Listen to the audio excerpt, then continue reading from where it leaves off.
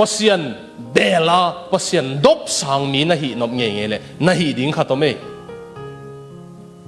hi thiatin che ilai sang thoin to hi thiatin si ben mang pa sim le chen bistil si ding ina ke bang in alet ding hileng RC Sproul kichi lai sang tho siam khatina ama let na shut up chimo ke mon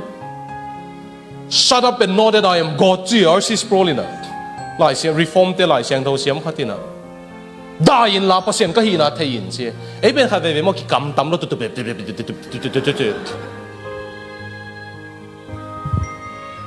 Kolgama thu piang mo leitunga thu piang mo India thu piang mo en to ke sa igel ke ngenge leitung beiding liang khang sa igel te goldan de khata khat ve khong Facebook on sang ke sin diu iu mo sang leitung na pai ve lam dang dan ei lo to song mo na sinek diu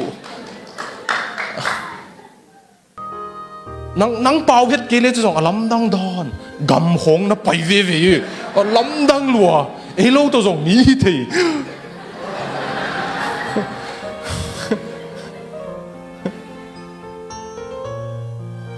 Juda te lai siang tho siam khatina mi tampin mosi adanga ok apau thei lo pen ki he pi na ai zong ina pasianin Aaron zang lo mosi azat na pen mosi adang ok man hi chi se mo de